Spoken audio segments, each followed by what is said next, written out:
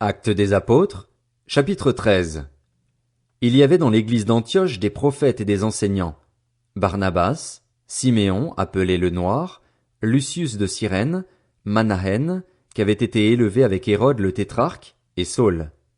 Pendant qu'ils rendaient un culte au Seigneur et qu'ils jeûnaient, le Saint-Esprit dit, « Mettez-moi à part Barnabas et Saul pour la tâche à laquelle je les ai appelés. » Alors, après avoir jeûné, prié et posé les mains sur eux, ils les laissèrent partir.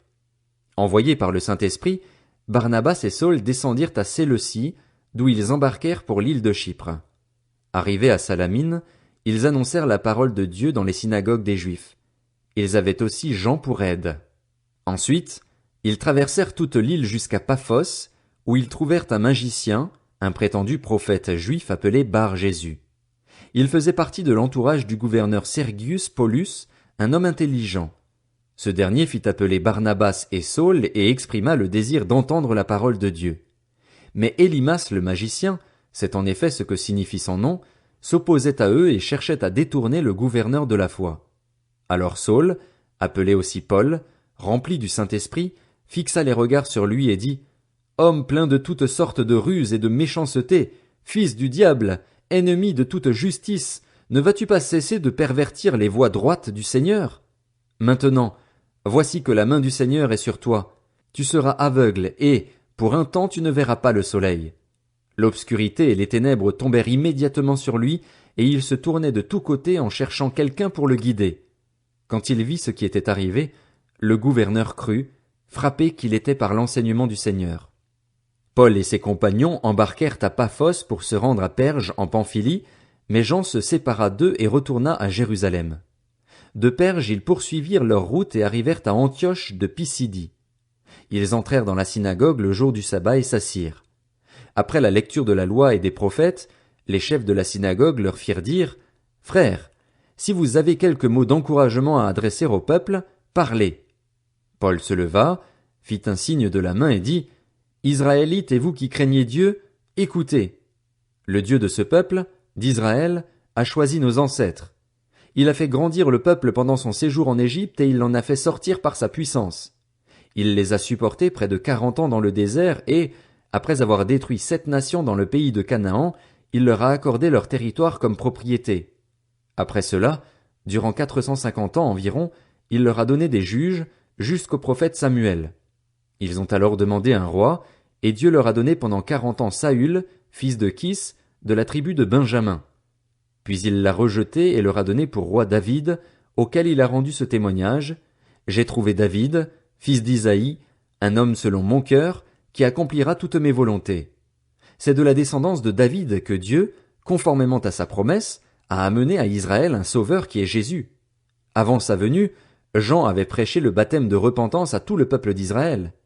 Et, lorsqu'il terminait sa course, Jean disait, « Je ne suis pas celui que vous pensez, mais le voici qui vient après moi et je ne suis pas digne de détacher ses sandales. » Mes frères, descendants d'Abraham et vous qui craignez Dieu, c'est à vous que cette parole de salut a été envoyée. En effet, les habitants de Jérusalem et leurs chefs n'ont pas reconnu qui était Jésus, mais en le condamnant, ils ont accompli les paroles des prophètes qu'on lit chaque sabbat. Bien que n'ayant rien trouvé en lui qui mérite la mort, ils ont demandé à Pilate de le faire mourir. Après avoir accompli tout ce qui est écrit à son sujet, ils l'ont descendu de la croix et l'ont déposé dans un tombeau. Mais Dieu l'a ressuscité. Il est apparu pendant plusieurs jours à ceux qui étaient montés avec lui de la Galilée à Jérusalem et qui sont maintenant ses témoins auprès du peuple. Et nous vous annonçons cette bonne nouvelle. La promesse faite à nos ancêtres, Dieu l'a accomplie pour nous, leurs descendants, en ressuscitant Jésus, conformément à ce qui est écrit dans le psaume 2, « Tu es mon fils, je t'ai engendré aujourd'hui. » Il l'a ressuscité, de telle sorte qu'il ne retournera pas à la décomposition. C'est ce qu'il a déclaré en disant, « Je vous donnerai les grâces saintes et sûres promises à David. » C'est pourquoi il dit encore ailleurs, « Tu ne permettras pas que ton sein connaisse la décomposition. » Or, après avoir dans sa propre génération été au service de la volonté de Dieu, David est mort, a rejoint ses ancêtres et a connu la décomposition. En revanche, celui que Dieu a ressuscité ne l'a pas connu. Sachez-le donc, mes frères, C'est par lui que le pardon des péchés vous est annoncé, et c'est par lui que toute personne qui croit est libérée de toutes les fautes dont vous ne pouviez pas être libérés par la loi de Moïse. Ainsi, faites attention qu'il ne vous arrive pas ce qui est dit dans les prophètes. Regardez, vous qui êtes pleins de mépris, soyez étonnés et disparaissez, car je vais faire à votre époque une œuvre que vous ne croiriez pas si on vous la racontait. Lorsqu'ils sortirent de la synagogue des Juifs, les non-Juifs les invitèrent à parler du même sujet le sabbat suivant. Quand l'assemblée se dispersa, beaucoup de Juifs et de non-Juifs pieux convertis au judaïsme suivirent Paul et Barnabas, qui s'entretinrent avec eux et les convainquirent de rester attachés à la grâce de Dieu. Le sabbat suivant, presque toute la ville se rassembla pour écouter la parole de Dieu. Quand ils virent cette foule, les Juifs furent remplis de jalousie, et ils s'opposaient à ce que disait Paul en le contredisant et en l'insultant. Paul et Barnabas leur dirent avec assurance, « C'était à vous d'abord que la parole de Dieu devait être annoncée, mais, puisque vous la rejetez et que vous vous jugez vous-même indigne de la vie éternelle, nous nous tournons vers les non-juifs. En effet, tel est l'ordre que le Seigneur nous a donné.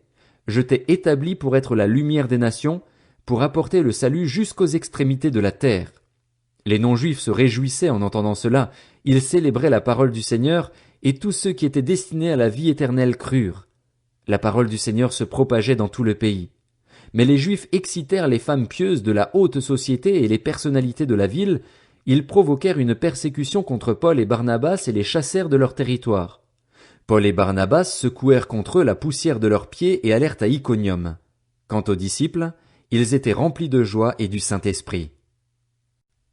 Actes des Apôtres, chapitre 14. À Iconium, de même, Paul et Barnabas entrèrent dans la synagogue des Juifs, et ils parlèrent de telle manière qu'une grande foule de Juifs et de non-Juifs crurent. Mais les Juifs restés incrédules excitèrent l'esprit des non-Juifs et provoquèrent leur hostilité contre les frères. Paul et Barnabas restèrent donc assez longtemps à Iconium. Ils parlaient avec assurance, appuyés sur le Seigneur qui rendait témoignage à la parole de sa grâce, en permettant qu'il se fasse par leur intermédiaire des signes miraculeux et des prodiges. La population de la ville se divisa. Les uns étaient du côté des Juifs, les autres du côté des apôtres. Alors que les non-Juifs et les Juifs, avec leurs chefs, se préparaient à les maltraiter et à les lapider, Paul et Barnabas, avertis de la situation, se réfugièrent dans les villes de la Lycaonie, à Lystre, à Derbe et dans les environs. Là aussi, ils annoncèrent la bonne nouvelle. À Lystre, un homme impotent des pieds se tenait assis. Il était infirme de naissance et n'avait jamais marché. Il écoutait Paul parler. Celui-ci fixa les regards sur lui et, voyant qu'il avait la foi pour être sauvé, il lui dit d'une voix forte, « Lève-toi droit sur tes pieds. » Il se leva d'un bond et se mit à marcher. À la vue de ce que Paul avait fait, la foule se mit à dire tout haut en lycaonien, « Les dieux sont descendus vers nous sous une forme humaine. » Ils appelaient Barnabas Zeus et Paul Hermès, parce que c'était lui qui prenait la parole. Le prêtre de Zeus, dont le temple était à l'entrée de la ville, amena des taureaux avec des guirlandes vers les portes. Il voulait, de même que la foule, offrir un sacrifice. Quand ils apprirent cela, les apôtres Barnabas et Paul déchirèrent leurs vêtements et se précipitèrent vers la foule en s'écriant « Pourquoi faites-vous cela? Nous aussi, nous sommes des êtres humains de la même nature que vous, et nous vous apportons une bonne nouvelle en vous appelant à renoncer à ces idoles sans consistance pour vous tourner vers le Dieu vivant qui a fait le ciel, la terre, la mer et tout ce qui s'y trouve. Dans les générations passées, il a laissé toutes les nations suivre leur propre voie. Pourtant, il n'a pas cessé de rendre témoignage à ce qu'il est par le bien qu'il fait. Il vous envoie du ciel les pluies et les saisons fertiles. Il vous comble de nourriture et remplit votre cœur de joie. C'est à peine s'il purent, par ses paroles, empêcher la foule de leur offrir un sacrifice. Alors arrivèrent d'Antioche et d'Iconium des Juifs qui gagnèrent la foule. Après avoir lapidé Paul, ils le traînèrent hors de la ville, pensant qu'il était mort. Cependant, quand les disciples l'entourèrent, il se leva et entra dans la ville. Le lendemain, il partit pour Derbe avec Barnabas. Après avoir évangélisé cette ville et fait un certain nombre de disciples, ils retournèrent à Lystre, à Iconium et à Antioche. Ils fortifiaient l'esprit des disciples, les encourageaient à persévérer dans la foi et disaient « C'est à travers beaucoup de difficultés qu'il nous faut entrer dans le royaume de Dieu. » Ils désignèrent des anciens dans chaque église et, après avoir prié et jeûné, ils les confièrent au Seigneur en qui ils avaient cru. Traversant ensuite la Pisidie, ils vinrent en Pamphylie. Ils annoncèrent la parole à Perge, puis ils descendirent à Attalie. De là ils embarquèrent pour Antioche, leur point de départ, où on les avait confiés à la grâce de Dieu pour la tâche qu'ils venaient d'accomplir.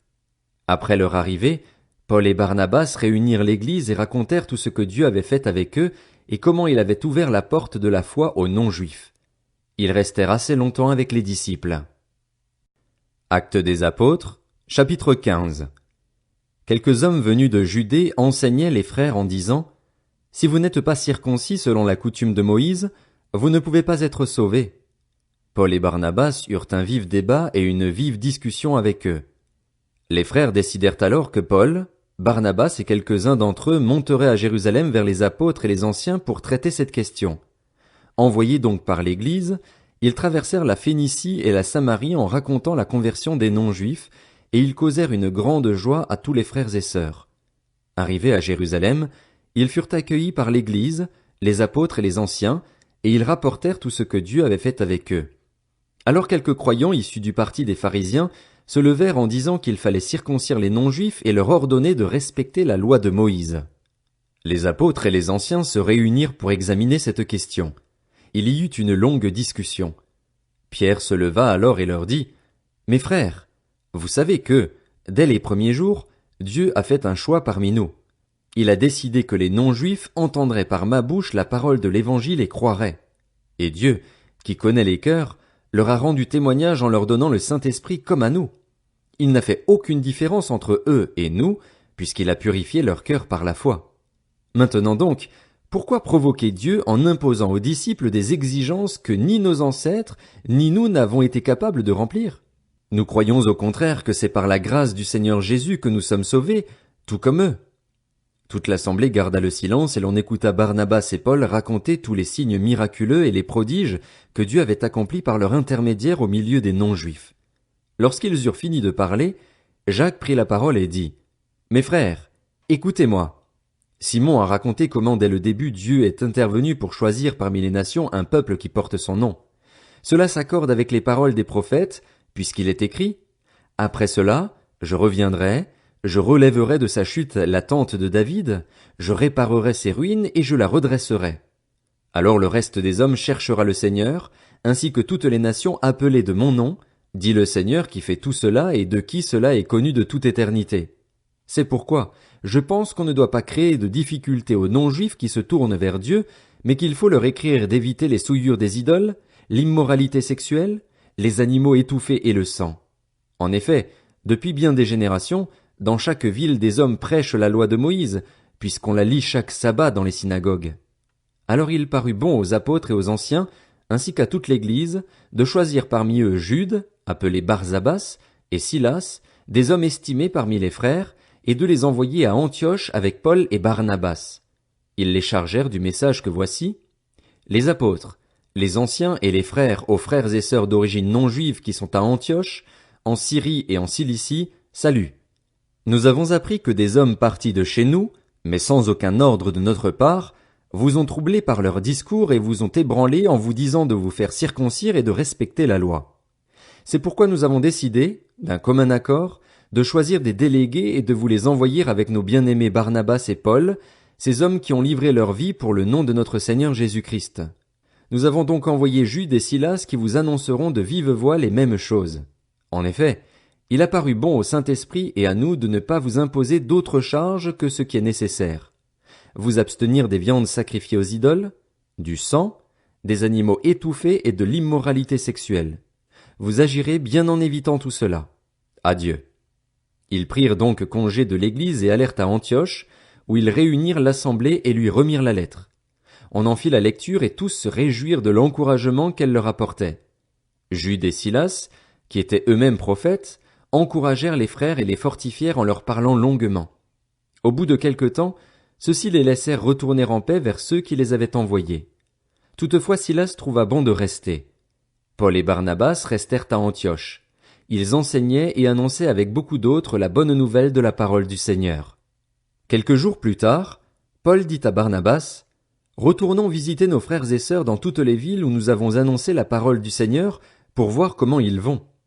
Barnabas voulait emmener aussi Jean, surnommé Marc, mais Paul estimait qu'il ne fallait pas prendre avec eux celui qui les avait quittés depuis la Pamphylie et ne les avait pas accompagnés dans leurs tâches. Ce désaccord fut assez vif pour qu'ils se séparent l'un de l'autre. Barnabas prit Marc avec lui et embarqua pour l'île de Chypre. Paul choisit Silas et partit, confié par les frères à la grâce du Seigneur. Il traversa la Syrie et la Cilicie en fortifiant les églises.